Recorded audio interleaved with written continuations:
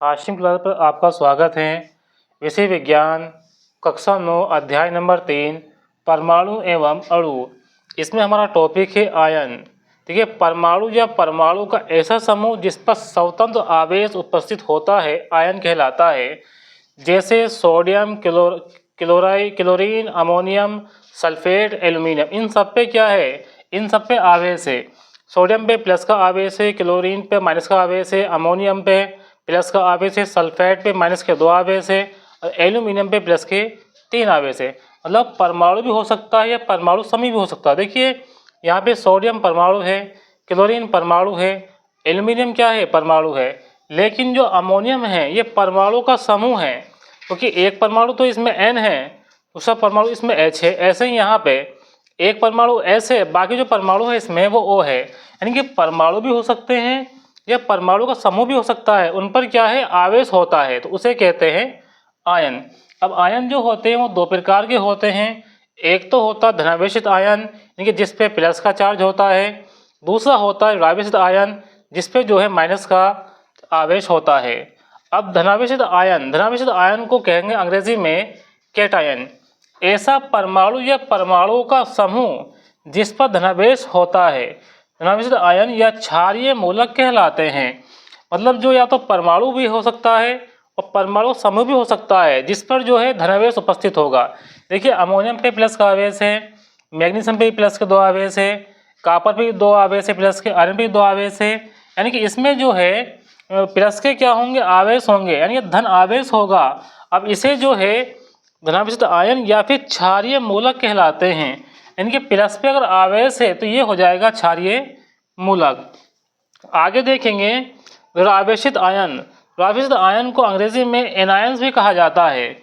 परमाणु या परमाणु का ऐसा समूह जिस पर ऋणावेशित आयन होता है, ऋणावेशित आयन या अम्लीय मूलक कहलाते हैं। यानी कि तो परमाणु हो सकता है या परमाणु का समूह हो सकता है जिस पर ऋणावेशित आवेश होता है, उसे कहते हैं ऋणावेशित आयन। यानी कि उसमें माइनस का ऋणावेश है तो माइनस का आवेश होगा, अगर धनावेश है तो प्लस का आवेश होगा।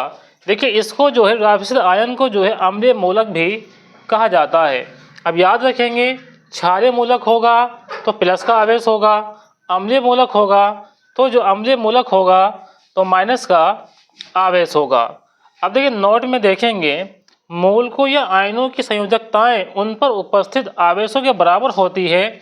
जो आयनों के एक परमाणु से बनते हैं सरल आयन कहलाते हैं। यानी कि इनकी जो संयुक्ताएं हैं वो बराबर होती है जो कि एक परमाणु से बने होते हैं। अब देखिए, सोडियम है, क्लोरीन है, हाइड्रोजन है, कॉपर, ये सब क्या है, ये जितने भी लिखे हुए हैं एक ही परमाणु से बने हुए होते हैं। सोडियम भी एक परमाणु है, क्लोरीन भी एक परमाणु है, हाइड्रोजन भी एक परमाणु है, कॉपर भी क्या है, एक परमाणु है। तो इसे जो है इसे कहते हैं सरल आयन। आगे देखेंगे, जिस आयन में 2 या 2 से अधिक प्रकार के परमाणु उपस्थित रहते हैं उसे यौगिक आयन अथवा बहुपरमाणुक आयन कहते हैं। जैसे ammonium, sulphate ion, carbonate ion, phosphate ion. अब देखिए, अमोनियम की हम बात करते हैं, इसमें जो परमाणु क्या है, एक परमाणु ये है, परमाणु H है, यहाँ भी परमाणु S है, परमाणु O है, यहाँ भी परमाणु C है, परमाणु O है, यहाँ भी परमाणु P है, परमाणु O है। यानी कि इसमें क्या है, इसमें जो है परमाणु जो है जिस आयन में 2 या 2 से अधिक प्रकार के परमाणु उपस्थित रहते हैं, यहाँ जो परमाणु संख्या है 2 है या 2 से अधिक भी हो सकती है, तो इसे कहते हैं यौगिक आयन या बहुपरमाणुक आयन कहते हैं। जैसे अमोनियम, सल्फेट, कार्बोनेट, फास्फेट आदि जो आयन हैं। रासायनिक सूत्र, यानी कि हमें जो केमिकल फार्मूला बनाना है, केमिकल फार्मूला क्या होता है, किसी पदार्थ के अणु को संकेतों द्वारा प्रकट करने वाला चिन्ह उसका रासायनिक सूत्र अथवा अणु सूत्र कहलाता है। रासायनिक सूत्र को लिखने के नियम, जो केमिकल फार्मूला है उसे जो किस तरह से लिखा जाता है, इसके नियम निम्नलिखित है। नंबर 1, आयनों की संयोजकता अथवा आवेश संतुलित होनी चाहिए। जो भी आयन है उसकी संयोजकता है या आवेश है वो जो है संतुलित होने चाहिए। दूसरा नंबर है, एक यौगिक किसी धातु एवं अधातु के संयोग से बनता है तो धातुओं का नाम सूत्र में बाईं ओर अथवा पहले लिखा जाता है। देखिए जब फॉर्मूला बनता है, अब फॉर्मूला कब बनेगा? देखिए फॉर्मूला जो बनता है इसमें एक तो धातु होती है और दूसरा जो होता है वो अधातु होती है। यानी कि धातु और अधातु के संयोग से फॉर्मूला बनता है। अब धातु जो होती है वो यौगिक में बाईं ओर यानी कि पहले लिखी जाती है और अधातु जो होती है यौगिक में वो बाद में लिखी जाती है। क्योंकि जब फॉर्मूले को बनाएंगे, जब रासायनिक सूत्र को बनाएंगे तो पहले धातु लिखी जाएगी और बाद में अधातु लिखी जाएगी। जैसे यहाँ हम देते हैं एग्जाम्पल NaCl का, ये है सोडियम क्लोराइड। सोडियम क्लोराइड में जो Na है, जो सोडियम है, ये तो धातु है, जो क्लोराइड है वो अधातु है। तो जब फॉर्मूला बनाते हैं तो धातु को जो है वो बाईं ओर लिखा जाता है, यानी कि पहले जो है धातु को लिखा जाता है। जैसे यहाँ है NaCl sodium chloride, CaO calcium oxide. Number 3 देखेंगे, बहु परमाणुक आयनों द्वारा निर्मित यौगिकों में आयनों की संख्या दर्शाने के लिए आयन को कोष्ठक में लिखकर आयनों की संख्या को कोष्ठक के बाहर लिखते हैं। अब देखिए होता क्या है, यानी कि जो संयोजकता है वो एक से अधिक है तो उसे जो है दर्शाना पड़ेगा। लेकिन उसको जो है दर्शाएंगे कैसे? देखिए किस तरह से उसको जो दर्शाया जाएगा। अब देखिए यहाँ है एल्यूमिनियम, अब इसको ऊपर जो है प्लस के 3 आवेश होते हैं और यहाँ है OH हाइड्रोक्साइड, इस पे जो है माइनस के 1 आवेश होता है। अब क्योंकि जब फॉर्मूला बनता है तो उसमें एक तो धातु होता है और दूसरा अधातु होता है। धातु जो होता है फॉर्मूले में वो बाईं ओर यानी कि पहले लिखा जाता है। अब देखिए क्योंकि इसमें जो संयोजकता है वो क्या है, वो 3 है, यानी कि इसमें क्या होगा, अधातु तो पहले ही लिखा जाएगा। अब इधर जो धातु है वो तो पहले लिखा जाएगा, फिर जो दूसरा वाला है ये OH है, इसको इधर लिखेंगे। अब जो हमने OH लिखा है इसको क्या करेंगे, इसको जो है ब्रैकेट में बंद कर देंगे। ध्यान रखेंगे ब्रैकेट को ही कोष्ठक कहा जाता है। इसे ब्रैकेट में बंद कर देंगे और जितनी भी संयोजकताएं होगी वो यहाँ जो है लिख देंगे। जैसे एग्जाम्पल पे हैं एल्यूमिनियम हाइड्रोक्साइड। एल्यूमिनियम हाइड्रोक्साइड का जो फॉर्मूला हो जाएगा वो AlOH का होल थ्राइस।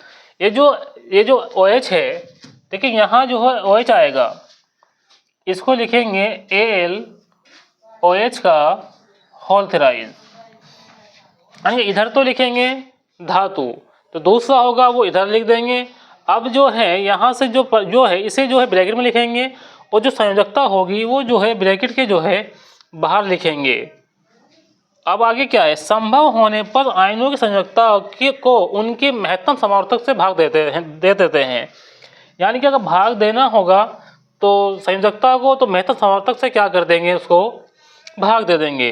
देखिए 5 नंबर देखेंगे, अंत में क्या, लास्ट में क्या होगा, धन आयन की संयोजकता ऋण आयन के दाईं ओर नीचे और ऋण आयन की संयोजकता धन आयन के दाईं ओर नीचे लिखी जाती है। यानी कि धन आयन की संयोजकता है तो ऋण आयन पे लिखेंगे नीचे की ओर, ऋण आयन की संयोजकता है तो धन आयन नीचे लिखेंगे। अब देखिए कैसे लिखा जाता है, जैसे यहाँ हम बात कर रहे हैं। अब यहाँ जो एल्यूमिनियम लिया है, इस एल्यूमिनियम पे 3 आवेश है, धन आयन है। OH पे क्या है, OH पे माइनस का 1 आवेश है। अब जो धन आयन की जो संयोजकता है वो इस माइनस के ऋण के नीचे की ओर आएगी। अब ये जो OH पे संयोजकता है ऋण वाली वो धन आयन के नीचे की ओर आएगी, मतलब धन आयन प्लस की संयोजकता है, धन आयन की संयोजकता है तो ऋण आयन के नीचे की ओर आएगा, और ऋण आयन की संयोजकता है तो धन आयन के नीचे की ओर जो है लिखी जाती है। तो ये था अंत में धन आयन की संयोजकता ऋण आयन के दाईं ओर नीचे तथा ऋण आयन की संयोजकता धन आयन के दाईं ओर नीचे लिखते हैं।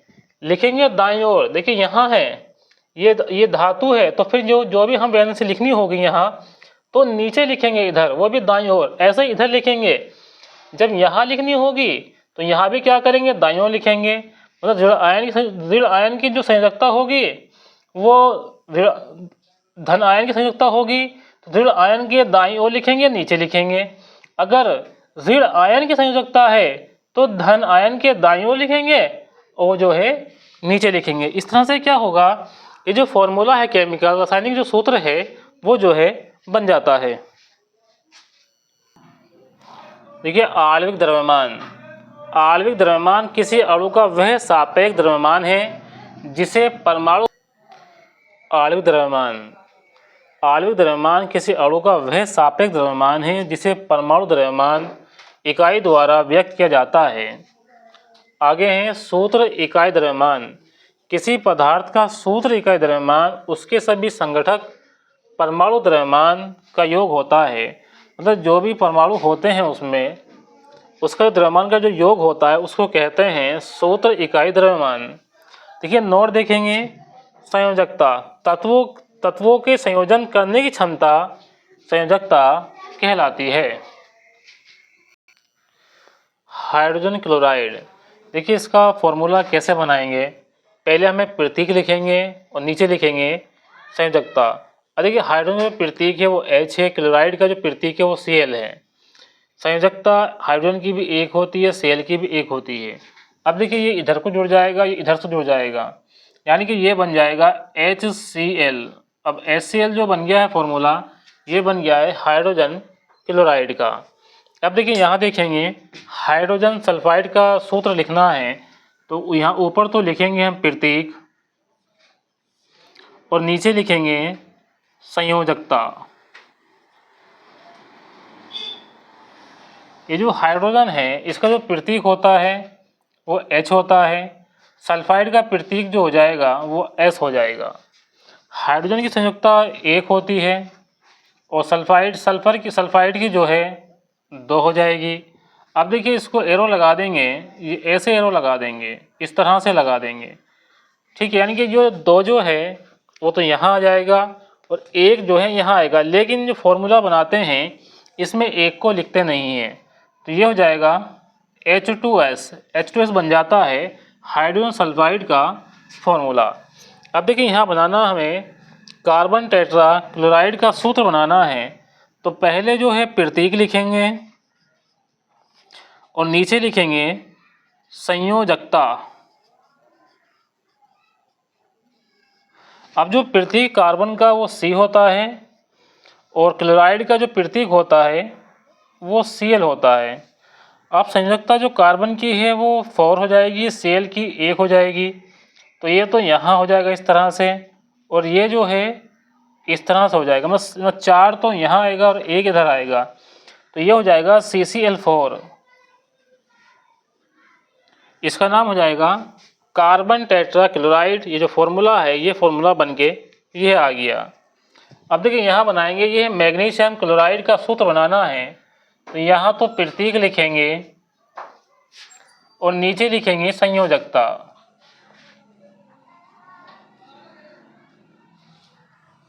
अब जो मैग्नीशियम का जो प्रतीक होता है वो होता है Mg और क्लोराइड का हो जाएगा Cl। मैग्नीशियम की जो संयोजकता होती है वो 2 हो जाएगी और Cl की जो है वो 1 हो जाएगी। अब देखिए ये तो यहाँ आ जाएगी और ये जो है ऐसा आ जाएगी, यानी कि 2 जो है वो Cl के इधर आ जाएगा, तो यहाँ बन जाएगा MgCl2। इसका नाम हो गया, ये लिखा हुआ है मैग्नीशियम क्लोराइड। अब देखिए बनाना हमें एल्युमिनियम ऑक्साइड का बनाना है।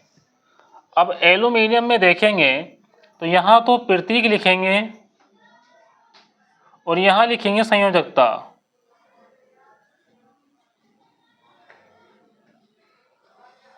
अब जो प्रतीक होता है एल्युमिनियम का वो होता है Al, और जो ऑक्साइड का जो प्रतीक होगा ऑक्सीजन का यहाँ हो जाएगा O। अब देखिए एल्युमिनियम की संयोजकता जो होती है वो हो जाएगी 3 और जो O की संयोजकता होती है वो हो जाएगी 2। अब देखिए इस तरह से जो है एरो लगा देंगे। ये जो 3 संयोजकता है ये तो O के इस ओर आ जाएगी और दोनों संयोजकता है ये Al के इधर आ जाएगी, तो यहाँ बन जाएगा Al2O3। इसका नाम हो जाएगा एल्युमिनियम ऑक्साइड। देखिए ये लिखा हुआ है कैल्शियम ऑक्साइड का सूत्र। तो पहले जो है प्रतीक लिखेंगे। कैल्शियम का जो प्रतीक होता है वो हो जाएगा Ca। ऑक्साइड का प्रतीक यानी कि ऑक्सीजन का हो जाएगा O। फिर लिखेंगे संयोजकता। संयोजकता जो होती है कैल्शियम की वो 2 हो जाएगी। O की भी कितनी होती है? 2 होती है। देखिए इसकी जो होती है वो प्लस की होती है, कैल्शियम की आवेश प्लस का होता है। इस पे जो आवेश होता है वो माइनस का होता है, यानी कि दोनों क्या हो जाएंगे, ये जो है कट जाएंगे।